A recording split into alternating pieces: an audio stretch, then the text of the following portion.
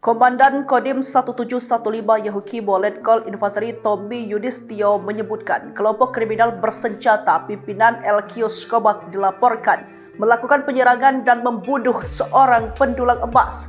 Adapun penyerangan itu terjadi sekitar Kali Silet, perbatasan Kabupaten Yahukimo dengan Kabupaten Asmat pada Minggu 6 April 2025 lalu.